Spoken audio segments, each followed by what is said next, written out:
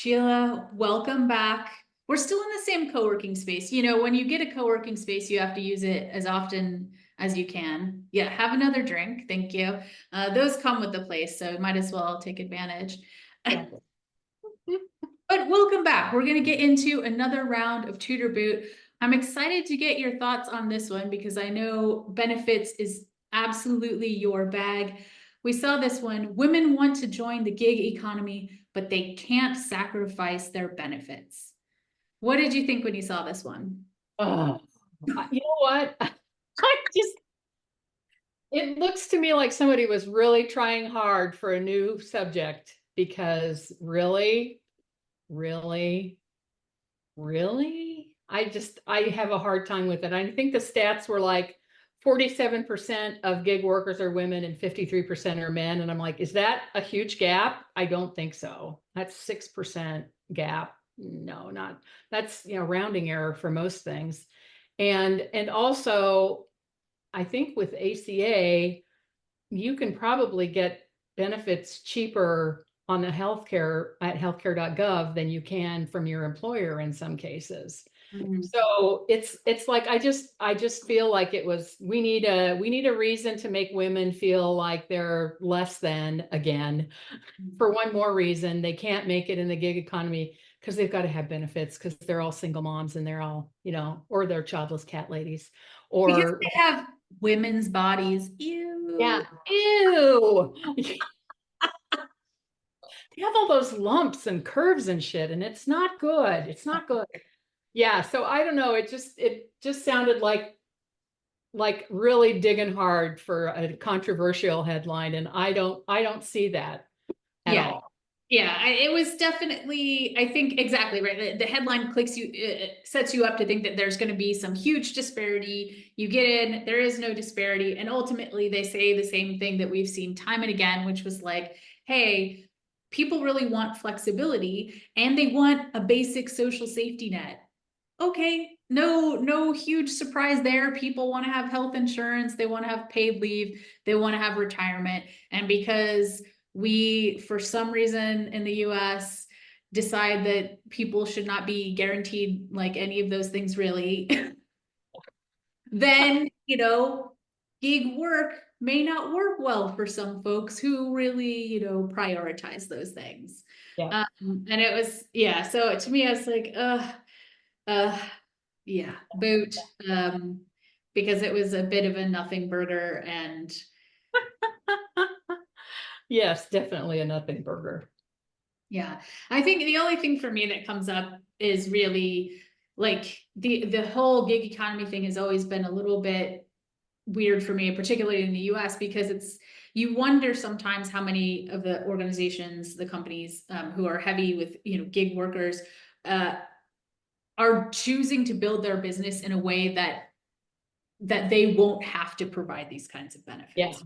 Yeah, it's definitely a concern. I Yeah. think that's absolutely true. And it's something that, we always need to kind of watch out for. And I know there's been a lot of attention from Congress about gig workers and how does it, are they even getting paid minimum wage sometime just Yes. based on fees? And I have a neighbor who's got a tenant that drives for Uber and he's renting his Prius $347 a week. Oh. And I'm like, dude, like you should be able to go and get a real car. Sorry, Prius owners. You should be able to go and get a real car.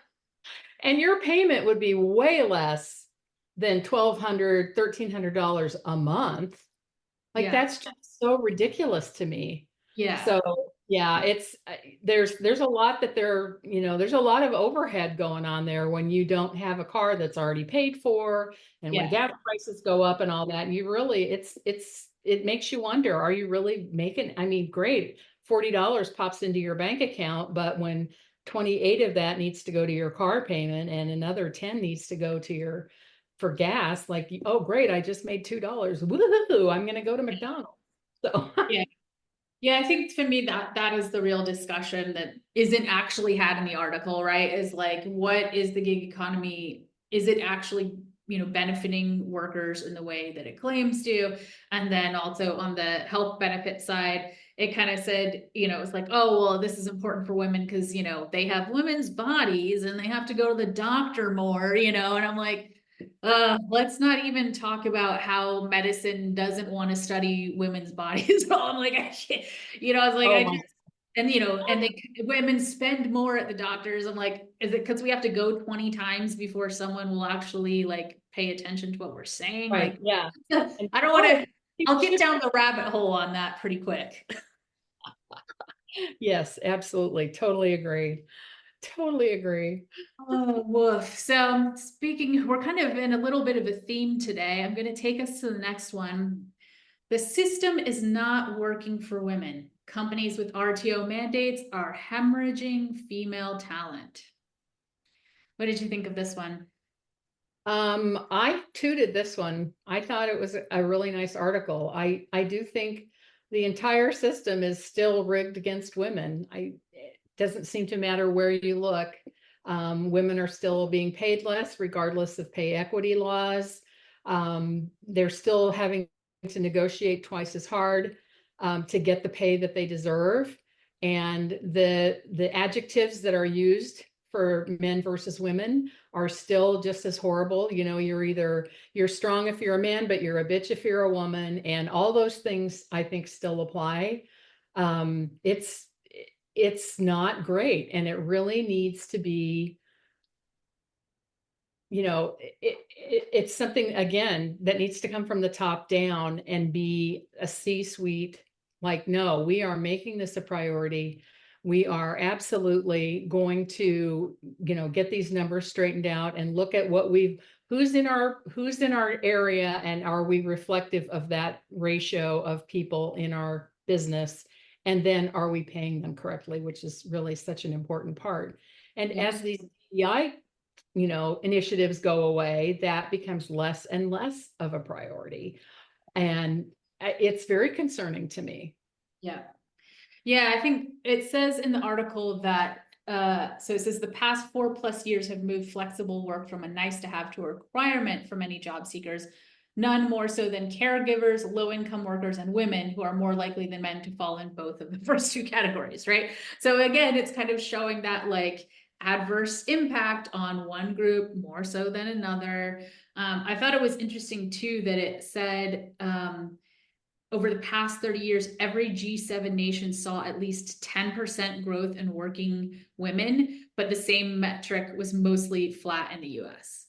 Yeah. So again, it's like we're seeing this thing where all of the things that we don't have around parental leave, or you know, the kind of pay equity, all of these things, making women, you know, making those RTO mandates, when saying it's about increasing productivity, when we know that that's not what's happening, and we know that there is an impact on certain demographics more than others, it's just like, why?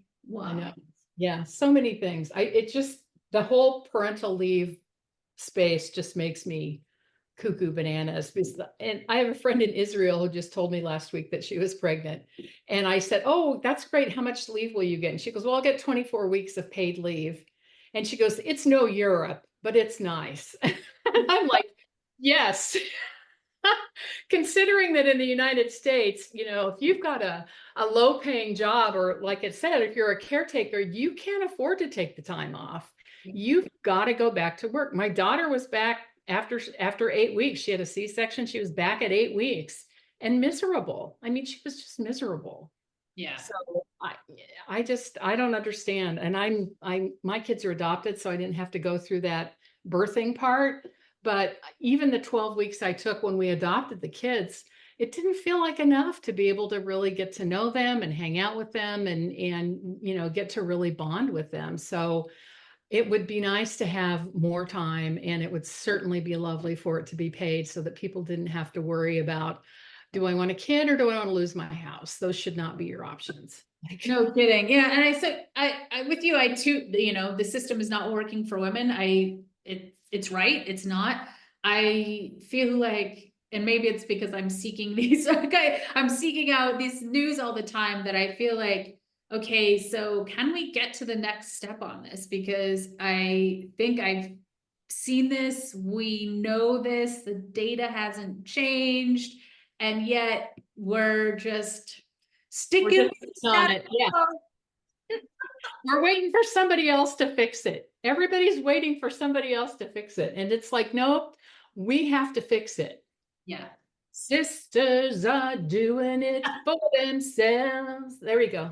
Okay. Yeah, I mean, this is one of the things that I'm really, looking toward our HR communities to be doing, and I know that we are doing, is pushing this kind of stuff forward. Like, this is where we can really have a huge impact. So, Absolutely. all right, and we have one more. This is also somewhat in the same vein. High performers at work get the worst feedback and it's driving them to quit. If you see the first sentence here, high performers and women aren't getting quality feedback in the workplace, and it could be driving them to quit. I have to toot this one just because of my personal experience. Yeah. When I was in healthcare, I built an access database. Not everybody who's a nerd will understand this. I built an access database that held compensation data for 43 salary surveys that we participated in. And I had to match every job in the system with every survey. And then we fed the salary data in so we could submit our surveys that way. But then we also took the data back that way so we could do our merit stuff and our increase calculations every year and set the market rates and all that kind of stuff.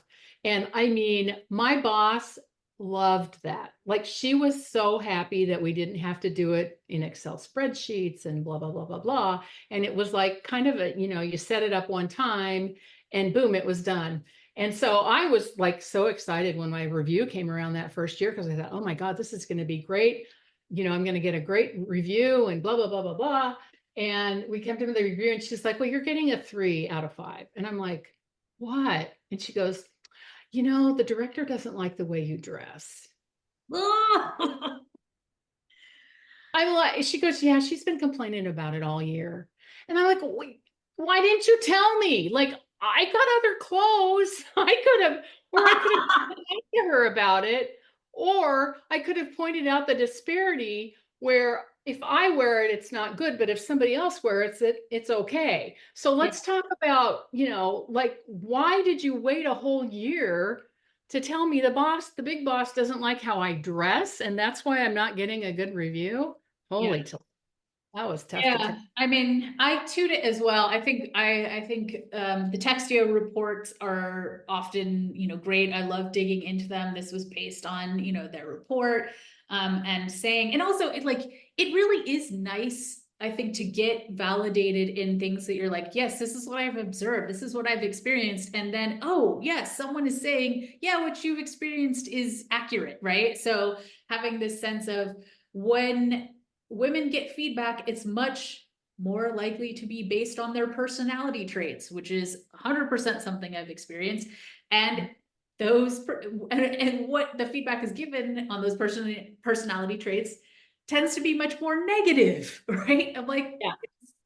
That is, I've experienced that, and that it tends to be, those negative, like, stereotyped feedback things around being emotional, unlikable, difficult, things like that. And it's like, yeah. That whole strong presence versus being a bitch, right? You've got, if it's a guy, great. We love that you do that. And we love that you take the lead in meetings. We love that you do this. But if it's a woman, it's like, you need to stop trying to be in control of everything. Like, wait, but Bob. When Bob does it, he's just confident, Sheila. Okay. Yeah, he's very confident. Yeah. Okay. Sorry, I forgot. He's ambitious, he's confident. But yeah, I definitely, I think, I toot it. I want more companies to recognize this, to action this, to train their managers on things like this, and recognize, when we talk about some of the other things we've talked about in terms of creating, equitable promotions and compensation structures and all these kinds of things, like this kind of thing plays into it. Yes, we're tooting it. We're tooting it. Sadly, there is no boot in Zoom React, but We're gonna have to put in, you have some connections, right? Can we put in a special request? maybe. Oh, look, I got a boot. Hot dog. All right, we're golden now. I discovered that earlier. Yeah. I could have been playing with that before we met, but here we have it now. You have it for the next time. Okay. All right. Fabulous. Well, that was our last article of today. I want to thank you again so much for joining me and for bringing such enthusiasm to Toot or Boot. I appreciate you joining me. Of course, it was super fun. Thank you so much for having me. I appreciate it. Have a great day. All right, you too. Thanks for listening to another episode of Toot or Boot. You can keep in touch with me, Stacy, on LinkedIn, and be sure to subscribe to our newsletter at tootorboot.com. And if you're enjoying Toot or Boot, we'd appreciate your positive review on your favorite podcast platform.